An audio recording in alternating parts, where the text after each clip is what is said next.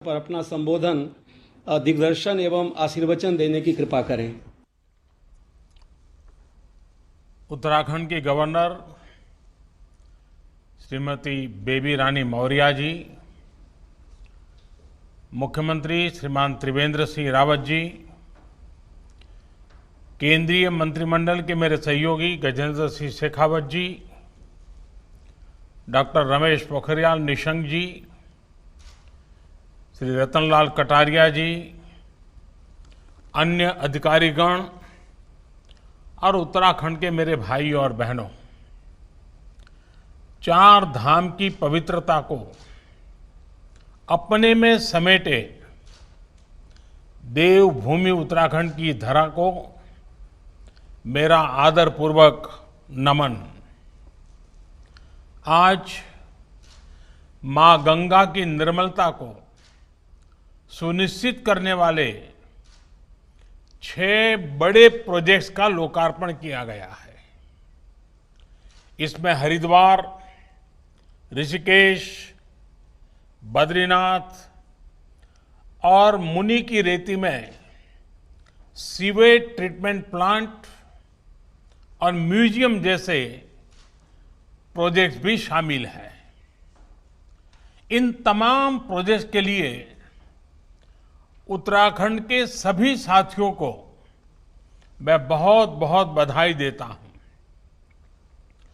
साथियों, अब से कुछ देर पहले जब जल जीवन मिशन के खूबसूरत लोगों का और मिशन मार्गदर्शिका का भी विमोचन हुआ है। जल जीवन मिशन भारत के गांवों में हर घर तक शुद्ध जल पाइप से पहुंचाने का ये बहुत बड़ा अभियान है। मिशन का लोगो निरंतर इस बात की प्रेरणा देगा कि पानी की एक एक बूंद को बचाना आवश्यक है। वहीं ये मार्गदर्शिका गांव के लोगों, ग्राम पंचायत के लिए भी उतनी ही जरूरी है जितनी सरकारी मशीनरी के लिए आवश्यक है। ये परियोजना की सफलता सुनिश्चित करने का बहुत बड़ा माध्यम है। साथियों, आज जिस पुस्तक का विमोचन हुआ है उसमें भी विस्तार से ये बताया गया है कि गंगा किस तरह हमारे सांस्कृतिक वैभव, आस्था और विरासत तीनों का ही बहुत बड़ा प्रतीक है।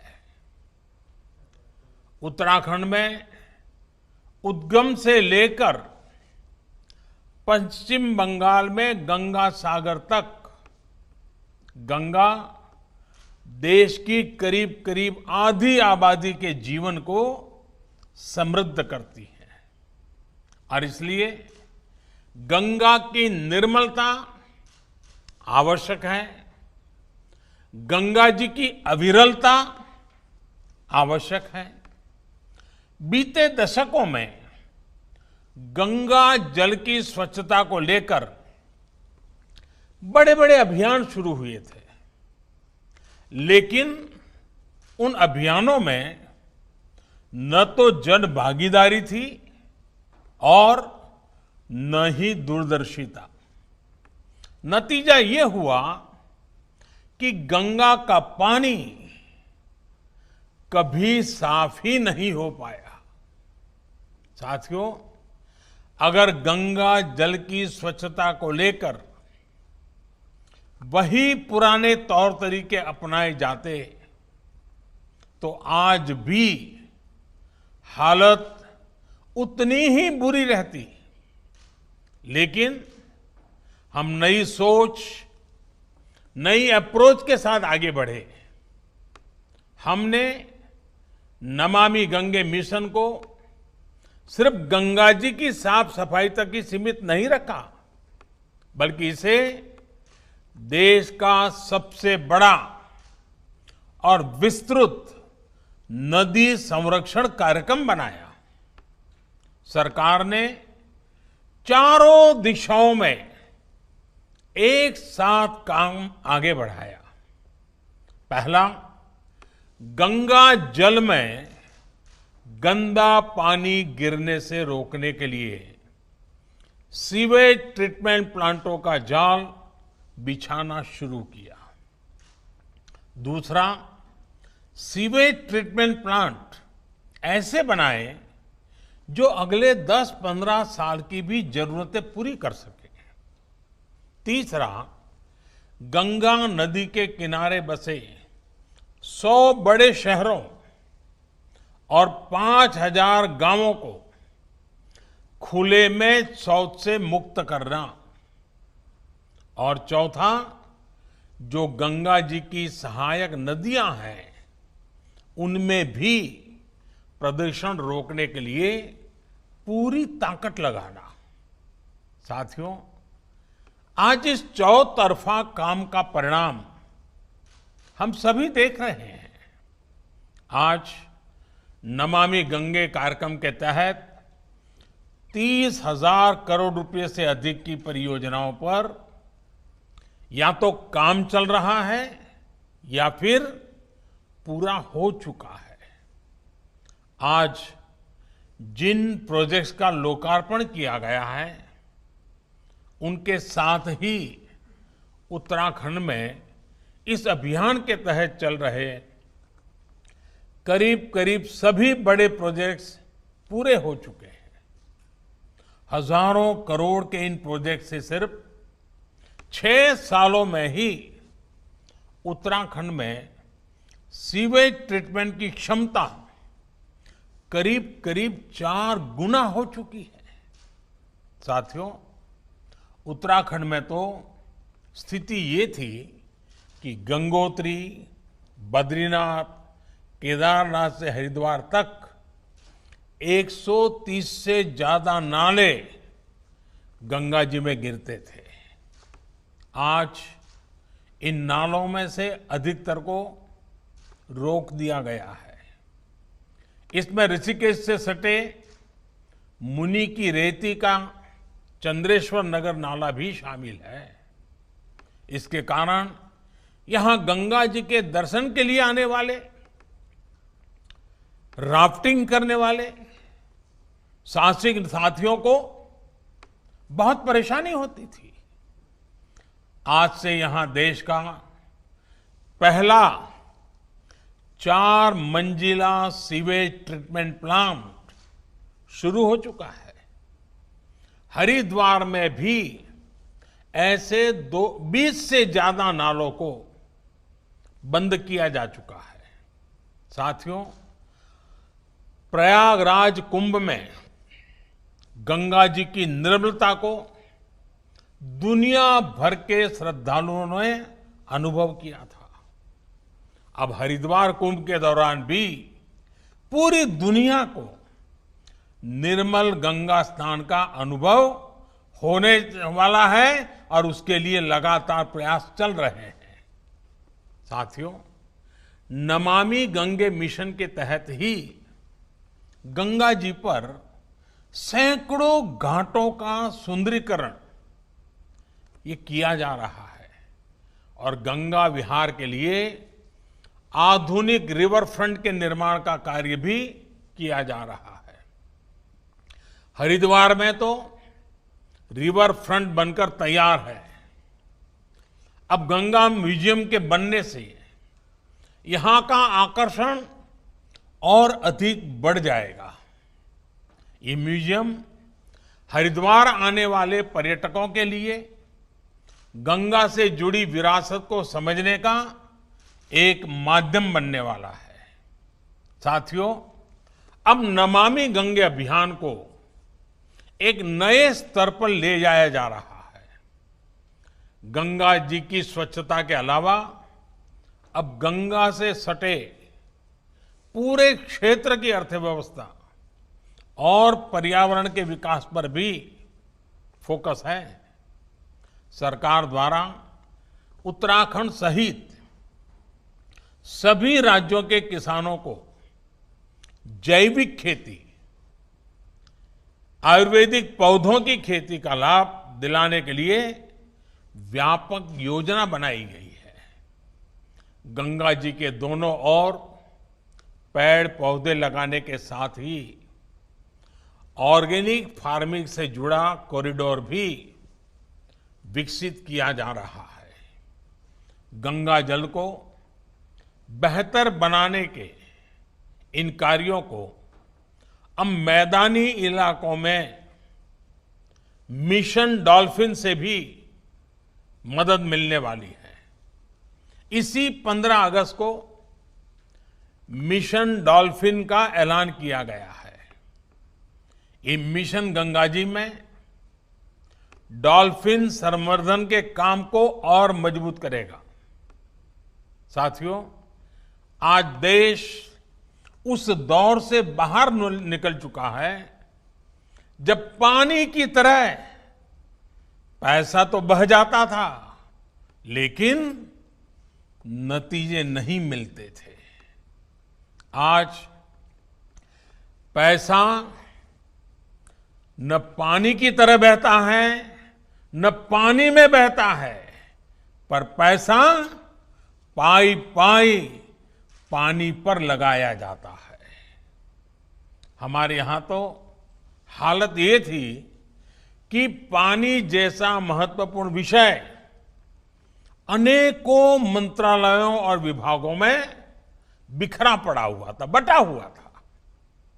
इन मंत्रालयों में, विभागों में न कोई तालमेल था और न ही समान लक्ष्य के लिए काम करने का कोई स्पष्ट दिशा निर्देश। नतीजा ये हुआ कि देश में सिंचाई हो और फिर पीने के पानी से जुड़ी समस्या, ये निरंतर विकराल ही होते गए। आप सोचिए, आजादी के इतने वर्षों बाद भी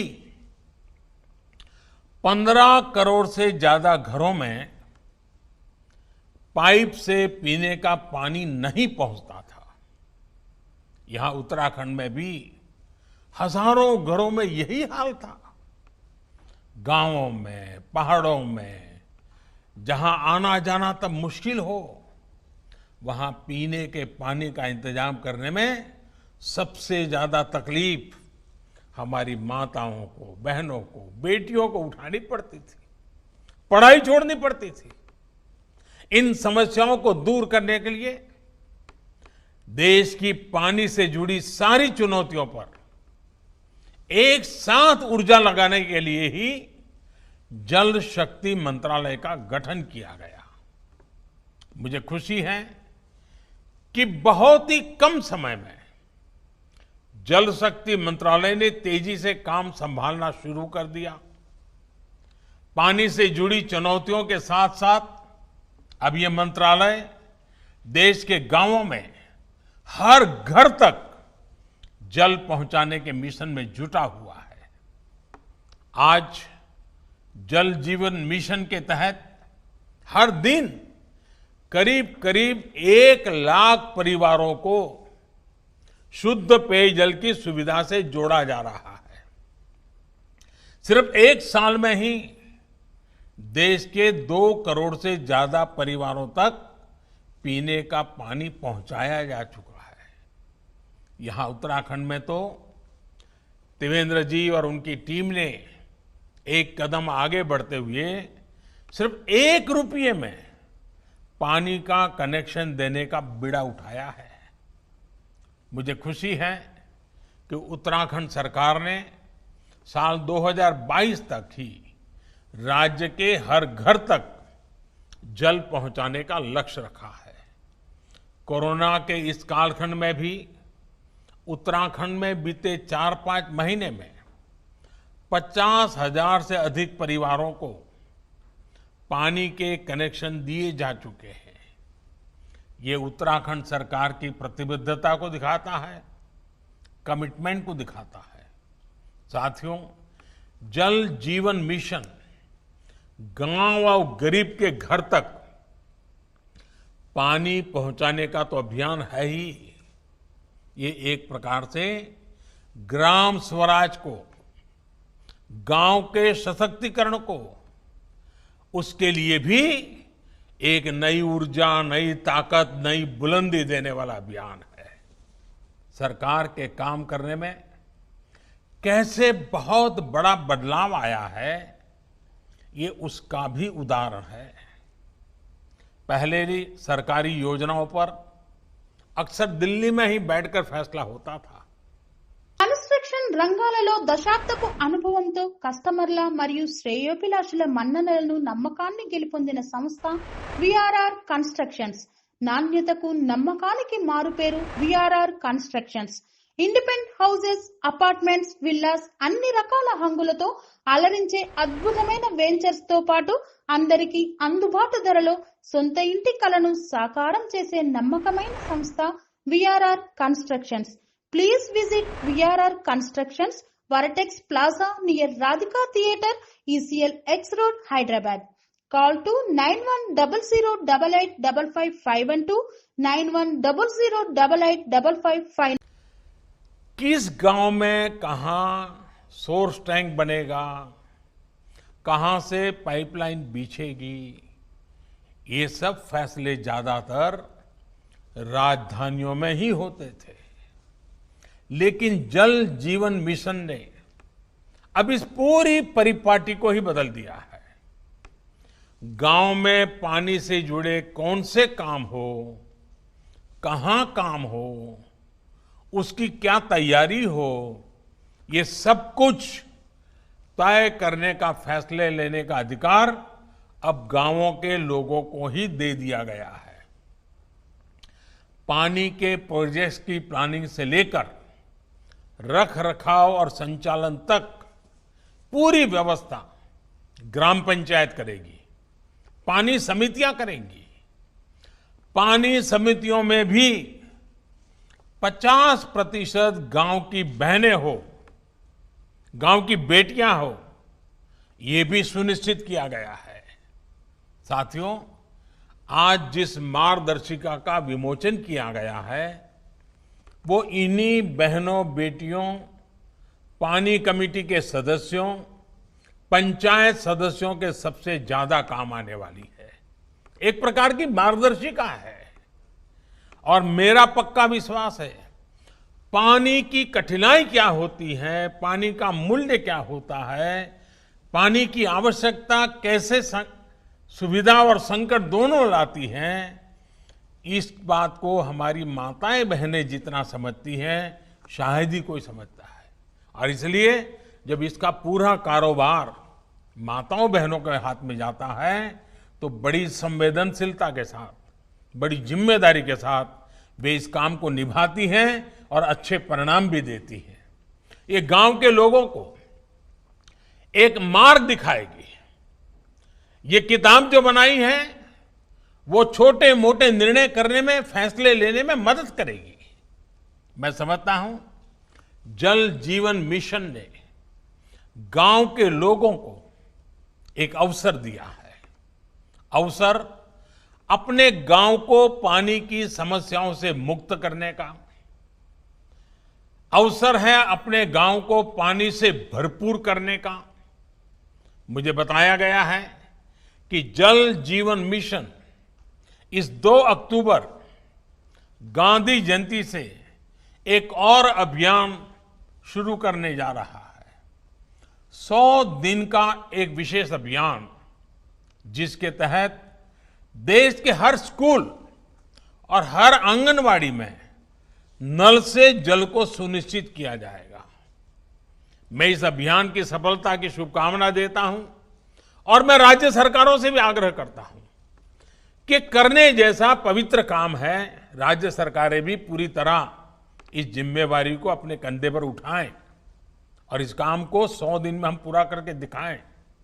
साथियों, नमामि गंगे अभियान हो, जल जीवन मिशन हो, स्वच्छ भारत अभियान हो, ऐसे अनेक कार्यक्रम बीते 6 सालों के बड़े रिफॉर्म्स का हिस्सा है। ये ऐसे रिफॉर्म है जो सामान्य जन के जीवन में, सामाजिक व्यवस्था में हमेशा के लिए सार्थक बदलाव लाने में मददगार है। बीते 1-1.5 साल में तो इसमें और ज्यादा तेजी आई है।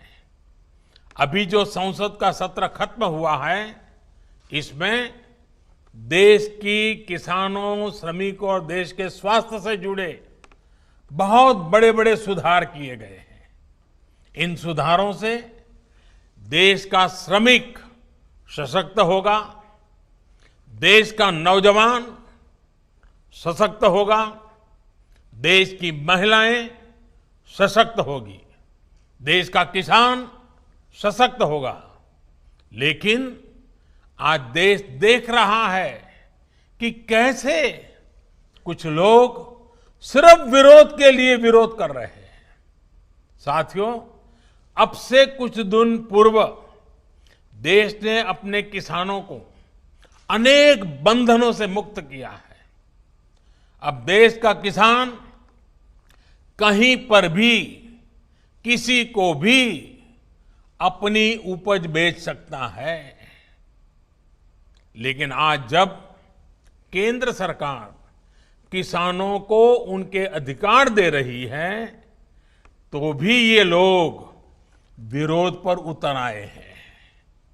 ये लोग चाहते हैं कि देश का किसान खुले बाजार में अपनी उपज नहीं बेच पाए। ये लोग चाहते हैं कि किसान की गाड़ियां जब्त होती रहें, उनसे वसूली होती रहें, उनसे कम कीमत पर अनाज खरीदकर बिचौलिए मुनाफा कमाते रहें। ये किसान की आजादी का विरोध कर रहे हैं। जिन सामानों की, उपकरणों की किसान पूजा करता है, उन्हें आग लगाकर ये लोग अब किसानों को अपमानित कर रहे हैं। साथियों, बरसों तक ये लोग कहते रहे एमएसपी लागू करेंगे, एमएसपी लागू करेंगे, लेकिन किया नहीं। एमएसपी लागू करने का काम स्वामीनाथन कमीशन की इच्छा के अनुसार हमारी ही सरकार ने किया। आज ये लोग एमएसपी पर ही किसानों में भ्रम फैला रहे हैं। देश में एमएसपी भी रहेगी और किसानों को कहीं पर भी अपनी उपज बेचने की आजादी भी रहेगी। लेकिन ये आजादी कुछ लोग बर्दाश्त नहीं कर पा रहे हैं। इनकी काली कमाई का एक और जरिया समाप्त हो गया है, इसलिए इन्हें परेशानी है। साथियों, कोरोना के इस कालखंड में देश ने देखा है कि कैसे डिजिटल भारत अभियान ने, जनधन बैंक खातों ने, रुपे कार्ड ने लोगों की कितनी मदद की है। लेकिन आपको याद होगा, जब यही काम हमारी सरकार ने शुरू किए थे, तो ये लोग इनका कितना विरोध कर रहे थे।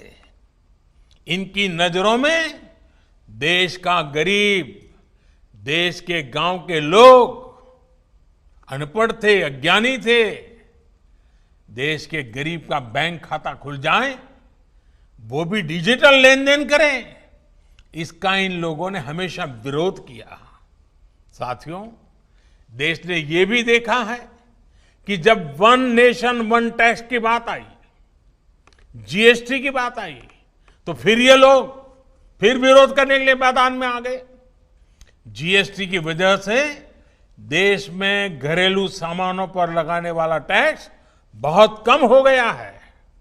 ज्यादातर घरेलू सामान, रसोई के लिए जरूरी चीजों पर टैक्स अब या तो नहीं है या फिर 5% से भी कम है। पहले इन्हीं चीजों पर ज्यादा टैक्स लगा करता था, लोगों को अपनी जेब से ज्यादा पैसे खर्च करने पड़ते थे। लेकिन आप देखिए, इन लोगों को जीएसटी से भी परेशानी, ये उसका मजाक उड़ाते हैं, उसका विरोध करते हैं। साथियों, ये लोग न किसान के साथ है, न नौजवान के साथ और न ही देश के वीर जवान के साथ है।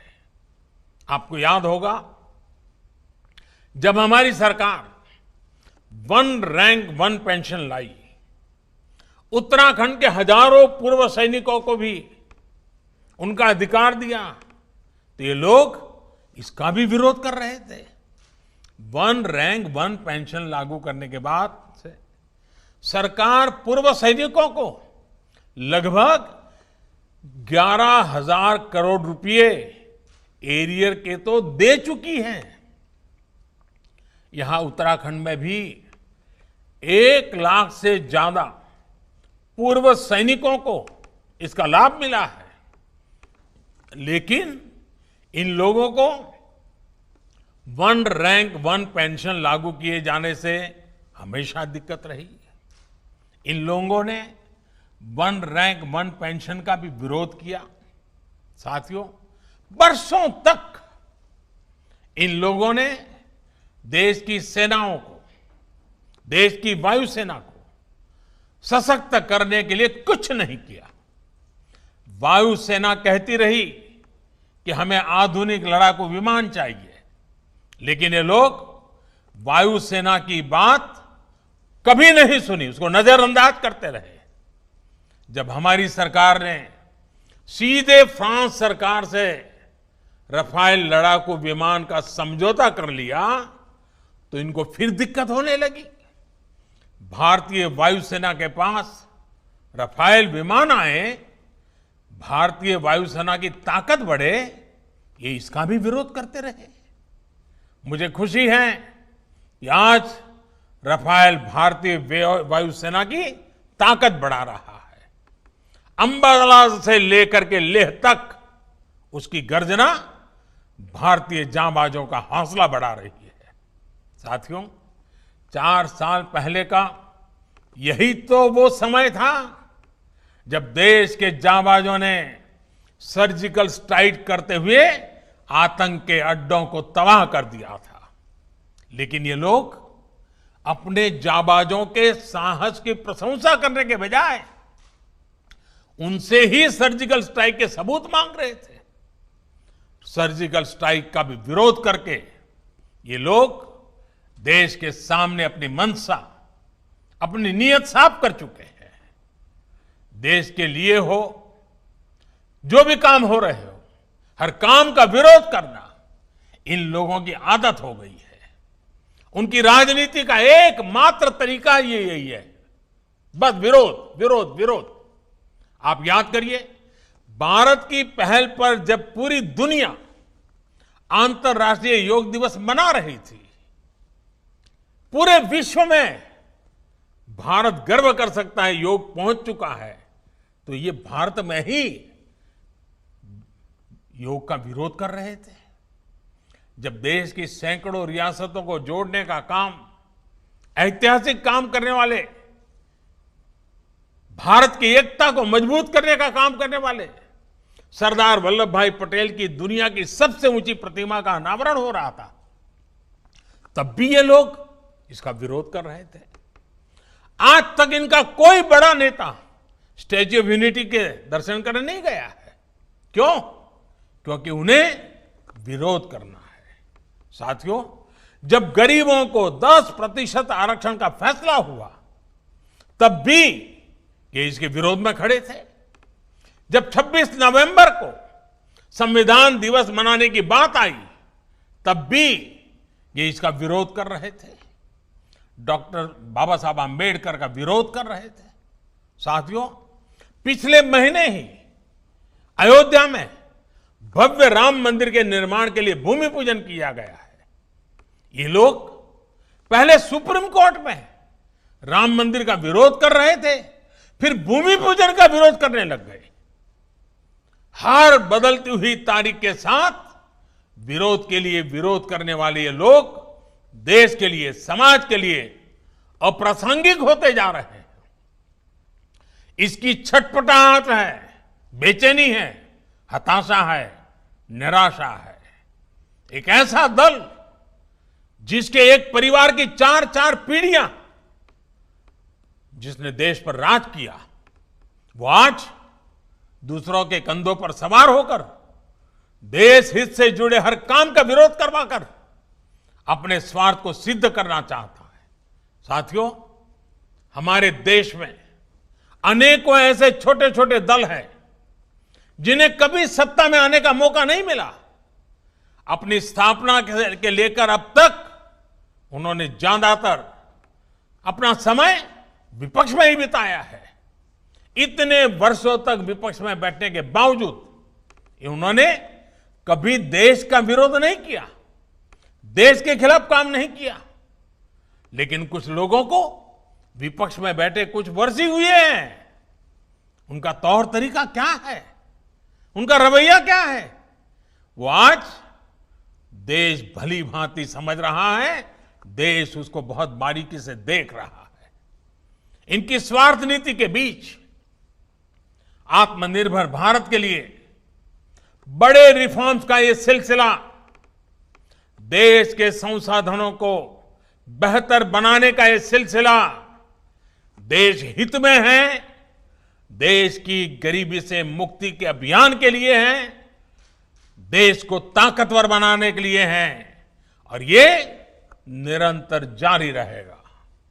एक बार फिर आप सभी को विकास के सभी प्रोजेक्ट्स के लिए मेरी तरफ से बहुत बहुत बधाई देता हूं और फिर से मैं यही आग्रह करूंगा, आप अपना ध्यान रखिए, स्वस्थ रहिए, सुरक्षित रहिए। बाबा केदार की कृपा हम सभी पर बनी रहे, इसी कामना के साथ बहुत बहुत धन्यवाद। जय गंगे। बहुत बहुत धन्यवाद सर।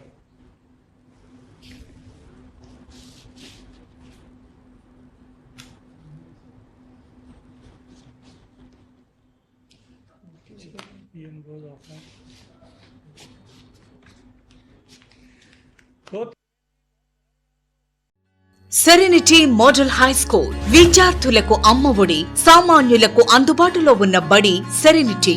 మేడ్చల్ జిల్లాలో మేటిగా నిలిచి సాటిలేని ఫలితాలను సాధిస్తున్న నంబర్ 1 స్కూల్ సెరెనిటీ. మా ప్రత్యేకతలు ప్రతి విద్యార్థి పట్ల వ్యక్తిగత శ్రద్ధ, activity based learning and digital classrooms, computer lab, 100% ఫలితాలు, sports and cultural activities, yoga, abacus మరియు Vedic maths education. Please visit Serenity Model High School, Nagaram. Admissions are in progress.